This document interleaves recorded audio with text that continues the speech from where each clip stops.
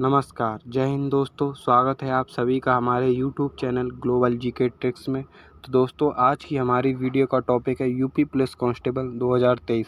Friends, आज की इस वीडियो में हमने यूपी पुलिस कांस्टेबल के पिछले 10 वर्षों के 2009 से लेकर 2018 तक के सभी प्रीवियस क्वेश्चन में से 100 मोस्ट इम्पॉर्टेंट क्वेश्चन जो ज़्यादातर बार बार रिपीट किए गए हैं और उनसे रिलेटेड भी हैं।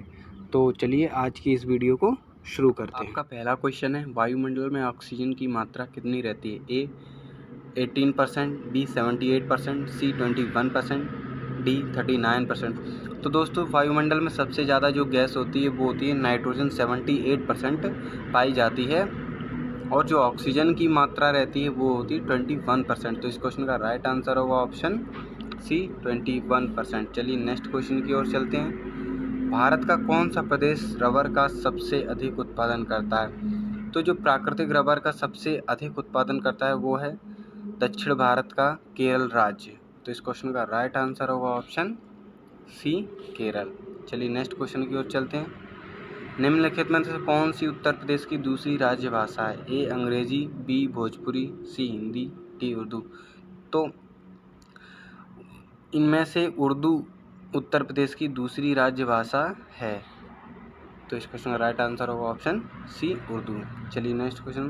भारत में कितने वर्ष के अंतराल के बाद जनगणना की जाती है? ए 5 वर्ष के बाद, बी 7 वर्ष के बाद, सी 6 वर्ष के बाद, डी 10 वर्ष के बाद। तो दोस्तों, भारत में जो जनगणना की जाती है वो 10 वर्ष के अंतराल के बाद की जाती है, और भारत में पहली बार जनगणना 1872 में ब्रिटिश वायसरॉय लॉर्ड मेयो की अधीनता में हुई थी। तो इस क्वेश्चन का राइट आंसर होगा ऑप्शन डी, ऑप्शन डी 10 वर्ष। और दोस्तों, 2011 तक भारत में जनगणना हो चुकी है। चलिए नेक्स्ट क्वेश्चन पे चलते हैं।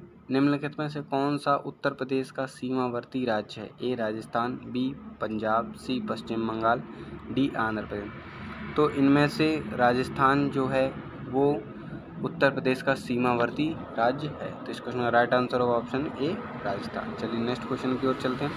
भारत का प्रधानमंत्री बनने के लिए न्यूनतम आयु क्या है? ए 21 वर्ष, बी 25 वर्ष, सी 30 वर्ष, डी 35। तो दोस्तों, भारत का प्रधानमंत्री बनने के लिए उस कैंडिडेट की आयु 25 ईयर्स होनी चाहिए। तो इस क्वेश्चन का राइट आंसर होगा ऑप्शन बी 25 वर्ष। चलिए नेक्स्ट क्वेश्चन की ओर चलते हैं।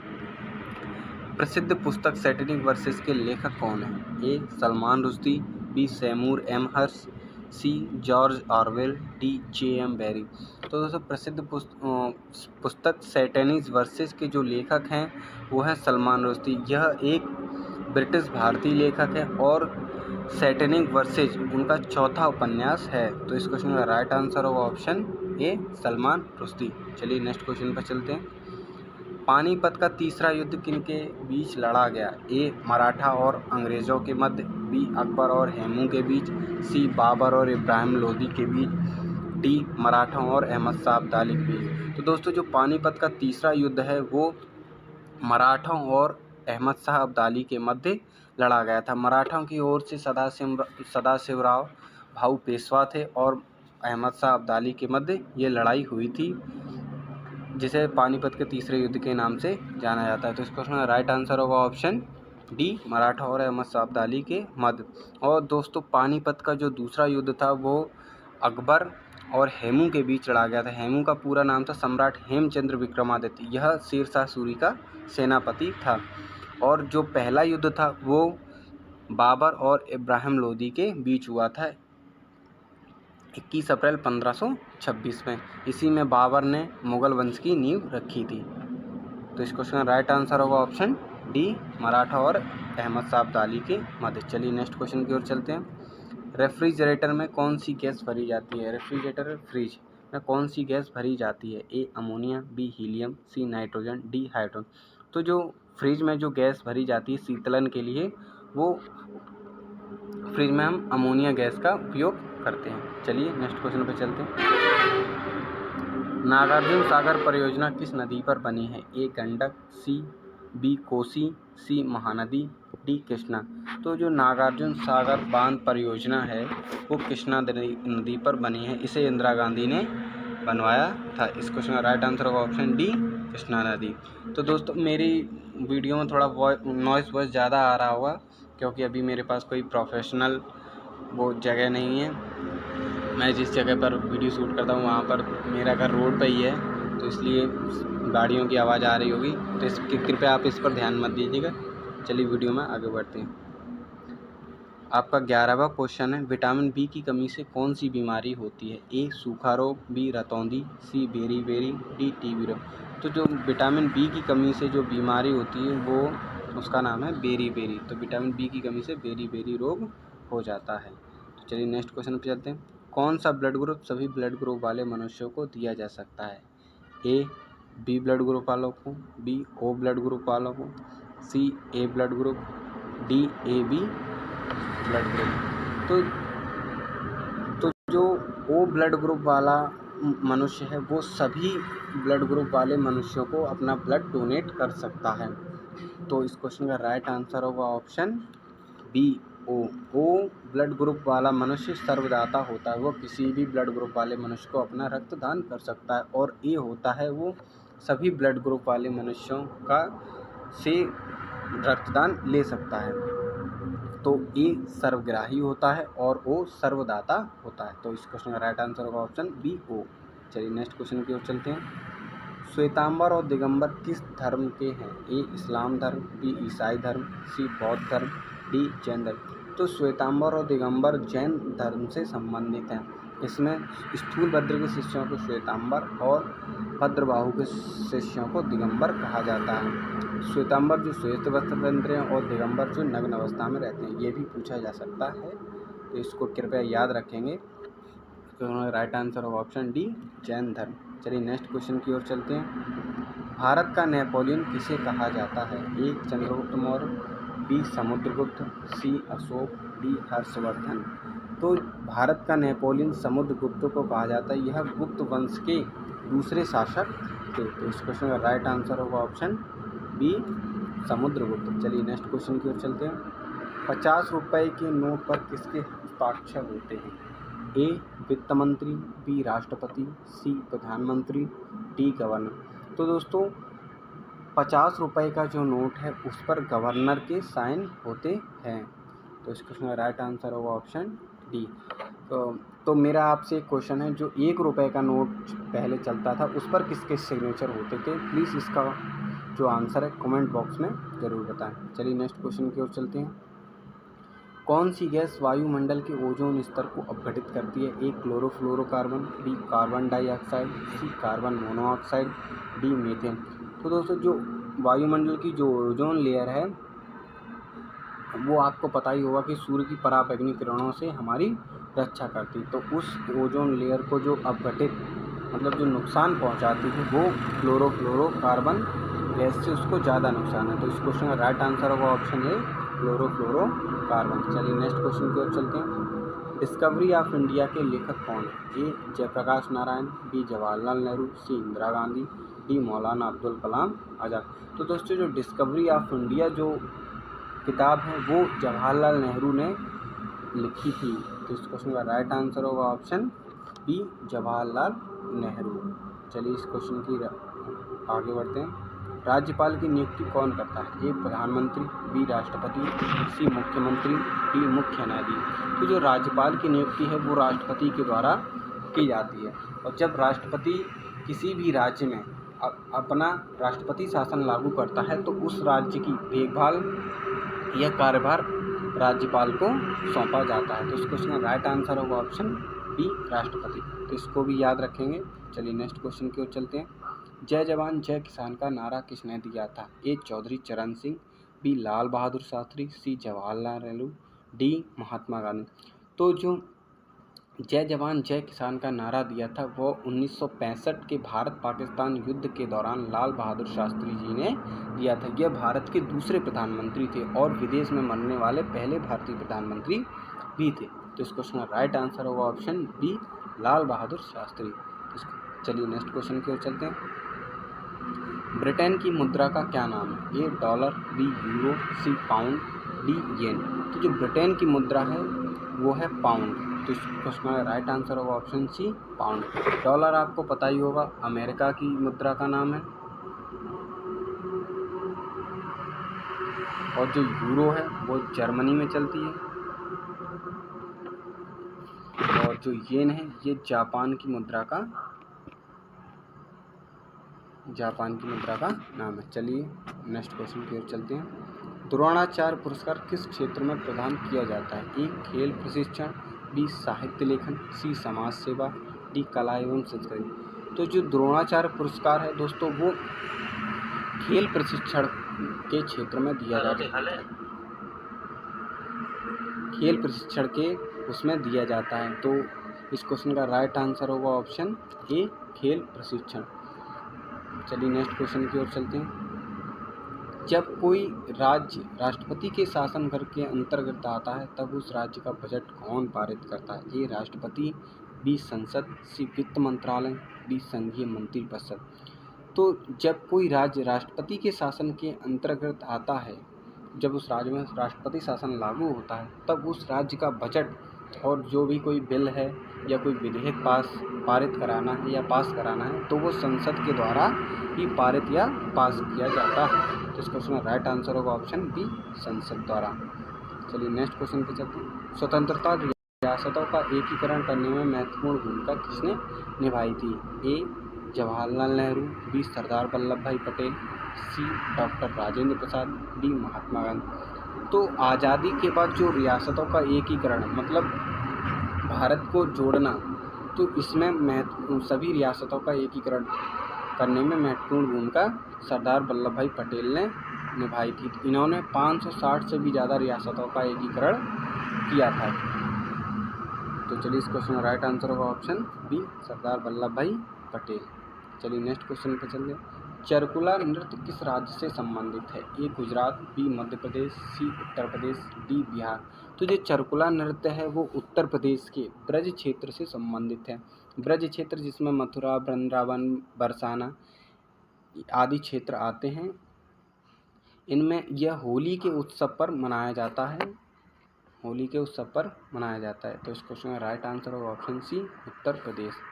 चलिए नेक्स्ट क्वेश्चन की ओर चलते हैं। हर्षवर्धन की राजधानी कहाँ थी? ए नालंदा, बी प्रयाग, सी कन्नौज, डी थानेसर। तो जो हर्षवर्धन की राजधानी थी वो उसने कन्नौज में अपनी राजधानी बनाई थी। तो चलिए इस क्वेश्चन का राइट आंसर होगा ऑप्शन सी कन्नौज। चलिए नेक्स्ट क्वेश्चन।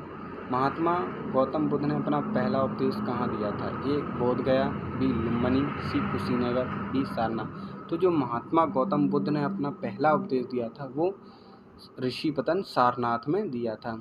वैसे सारनाथ और जो उसका पूछा जाता है वैसे ऋषिपतन में दिया था जो सारनाथ में पड़ता है।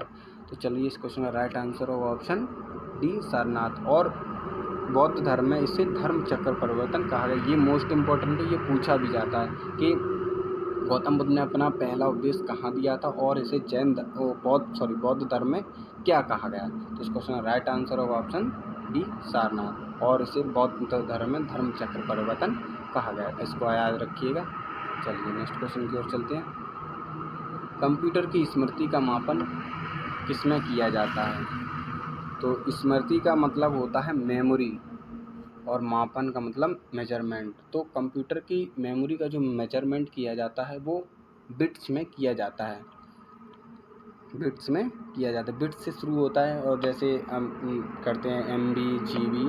तो एक बाइट्स में 8 बिट्स होते हैं और 1024 बाइट्स में 1 किलोबाइट होते हैं जिसे KB भी कहा जाता है। ऐसे ही 1024 किलोबाइट में 1 मेगाबाइट होता है जिसे 1 MB कहते हैं, और 1024 मेगाबाइट में 1 गीगाबाइट बनता है जिसे 1 GB डाटा कहते हैं। तो इस क्वेश्चन का राइट आंसर होगा ऑप्शन सी बिट्स के द्वारा। चलिए नेक्स्ट क्वेश्चन की ओर चलते हैं।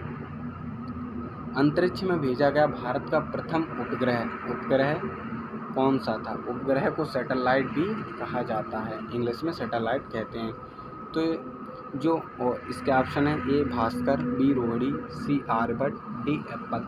तो जो भारत का पहला सैटेलाइट था वो इसरो द्वारा आर्यभट्ट को लॉन्च किया गया था। तो जो भारत का पहला उपग्रह था सैटेलाइट था वो आर्यभट्ट था। चलिए नेक्स्ट क्वेश्चन पे चलते हैं। वायुमंडल में सबसे ज़्यादा कौन सी गैस पाई जाती है? जैसा कि पहले ही वाले फर्स्ट क्वेश्चन में बताया था, जो वायुमंडल में सबसे ज़्यादा गैस पाई जाती है वो होती है नाइट्रोजन, जिसकी मात्रा 78% होती है। उसके बाद सेकंड नंबर पर ऑक्सीजन आती है जिसकी मात्रा 21% होती है और बाकी 1% अदर गैस होती हैं। तो इस क्वेश्चन का राइट आंसर होगा ऑप्शन बी नाइट्रोजन। चलिए नेक्स्ट क्वेश्चन की ओर चलते हैं। ज्वार भाटा की उत्पत्ति का क्या कारण है? ए पृथ्वी का घूमना, बी चंद्रमा का गुरुत्वाकर्षण, सी अनियतवाही हवाएं, डी ध्रुवीय उच्च वायु भार। तो इस क्वेश्चन का राइट आंसर होगा ऑप्शन बी चंद्रमा का गुरुत्वाकर्षण। चलिए नेक्स्ट क्वेश्चन की ओर चलते हैं।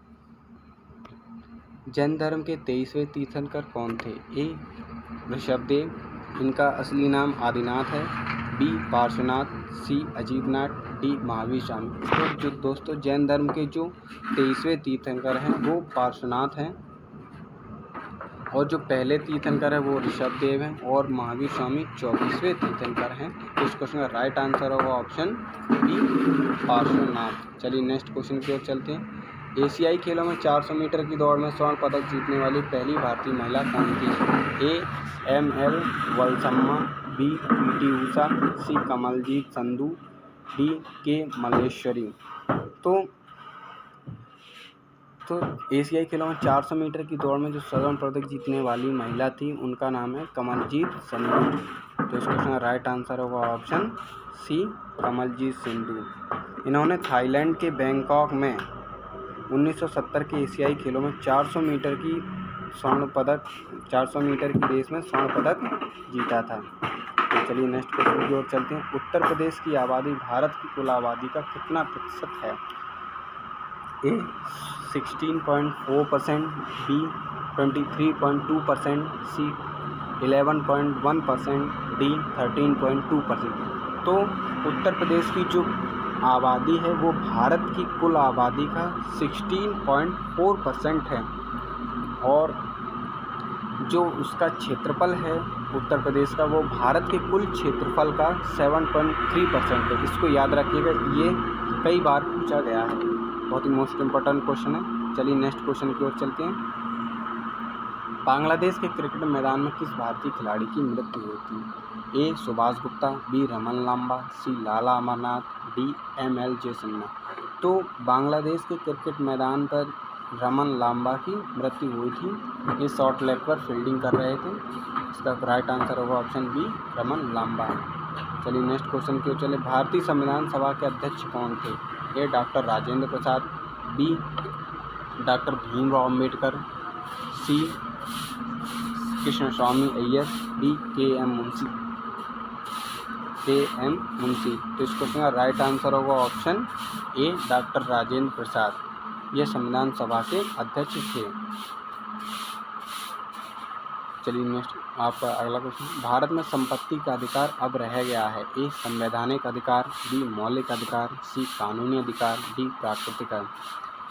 तो भारत में संपत्ति का अधिकार अब कानूनी अधिकार में बदल चुका है। तो इस क्वेश्चन का राइट आंसर होगा ऑप्शन सी। इसे भारतीय संविधान के अनुच्छेद 31 में इसका वर्णन है, लेकिन इसे 44वें संशोधन अधिनियम 1978 के द्वारा संपत्ति के मौलिक अधिकारों की सूची से हटा दिया गया था। इसे संविधान के भाग 12 में अनुच्छेद 300A के तहत कानूनी अधिकार बनाया गया है। तो अब यह कानूनी अधिकार है। तो इस क्वेश्चन का राइट आंसर होगा ऑप्शन सी कानूनी अधिकार। चलिए नेक्स्ट क्वेश्चन की ओर चलते हैं। जिम कॉर्बेट नेशनल पार्क कहाँ स्थित है? ए रामनगर नैनीताल, बी दुधवा लखीमपुर, सी बांदीपुर राजस्थान, डी काजीरंगा असम। तो जो जिम कॉर्बेट नेशनल पार्क है वो रामनगर नैनीताल उत्तर प्रदेश में है। तो इस क्वेश्चन का राइट आंसर होगा ऑप्शन ए। चलिए नेक्स्ट क्वेश्चन की ओर चलते हैं। राज्यसभा के सदस्य का कार्यकाल कितने वर्ष का होता है? ए 5 वर्ष, सी 6 वर्ष, सी 3 वर्ष, डी 2 वर्ष। तो दोस्तों जो राज्यसभा के मेंबर्स का कार्यकाल होता है वो 6 वर्ष का होता है। तो इसका राइट आंसर होगा ऑप्शन बी 6 वर्ष। चलिए नेक्स्ट क्वेश्चन की ओर चलते हैं। देश में मुद्रा की आपूर्ति को कौन नियंत्रित करता है? ए भारतीय रिजर्व बैंक, बी व्यापारिक बैंक, सी विश्व bank, D state bank of India. तो किसी भी देश में जो मुद्रा की आपूर्ति होती है, आपूर्ति को जो कंट्रोल करता है वो उसका नेशनल बैंक करता है। जैसे कि भारत का नेशनल बैंक है भारतीय रिजर्व बैंक। तो भारत में जो मुद्रा की आपूर्ति को जो कंट्रोल करता है वो रिजर्व बैंक के द्वारा कंट्रोल किया जाता है। तो इसमें राइट आंसर होगा ऑप्शन ए भारतीय रिजर्व बैंक। चलिए नेक्स्ट क्वेश्चन की ओर चलते हैं। मगध साम्राज्य का अंतिम शासक कौन था? ए धनानंद, बी बिंबिसार, सी उदयन, डी अजात। तो जो मगध साम्राज्य का अंतिम शासक था वो था उदयन। इस क्वेश्चन का राइट आंसर होगा ऑप्शन सी उदयन। चलिए नेक्स्ट क्वेश्चन की ओर चलते हैं। सांची स्तूप का निर्माण किसने कराया था? एक चंद्रगुप्त मौर्य, बी बिंदुसार, सी सम्राट अशोक, डी कौटिल्य। तो दोस्तों सांची स्तूप का निर्माण सम्राट अशोक ने कलिंग युद्ध के बाद ईसा पूर्व में 3री शताब्दी में करवाया था। इस क्वेश्चन का राइट आंसर होगा ऑप्शन सी सम्राट अशोक। चलिए नेक्स्ट क्वेश्चन की ओर चलते हैं। सुविख्यात सूर्य मंदिर किस स्थान पर निर्मित है? ए अमृतसर, बी खजुराहो, सी कोणार्क, डी मुंबई। तो जो सूर्य मंदिर है वह उड़ीसा के कोणार्क में स्थित है। चलिए इस क्वेश्चन का राइट आंसर होगा ऑप्शन सी कोणार्क। चलिए नेक्स्ट क्वेश्चन पर चलते हैं। भारत के वर्तमान राष्ट्रपति कौन है? ए प्रणब मुखर्जी, बी रामनाथ कोविंद, सी द्रौपदी मुर्मू, डी नरेंद्र मोदी। जो भारत के वर्तमान राष्ट्रपति हैं वो हैं श्रीमती द्रौपदी मुर्मू। तो इस क्वेश्चन का राइट आंसर होगा ऑप्शन सी द्रौपदी मुर्मू। तो यूपी पुलिस में वर्तमान समय में जैसे राष्ट्रपति कौन है, प्रधानमंत्री कौन, इनसे भी रिलेटेड क्वेश्चंस पूछे जाते हैं। तो इसको कृपया याद रखिएगा। तो इस क्वेश्चन का राइट आंसर होगा ऑप्शन सी द्रौपदी मुर्मू। चलिए नेक्स्ट क्वेश्चन की ओर चलते हैं। वर्तमान में भारत के सर्वोच्च न्यायालय के मुख्य न्यायाधीश कौन है? चीफ जस्टिस ऑफ इंडिया कौन है? A D Y Chandrachud, C V Raman, C U Lalit, D Keshavananda Bharti.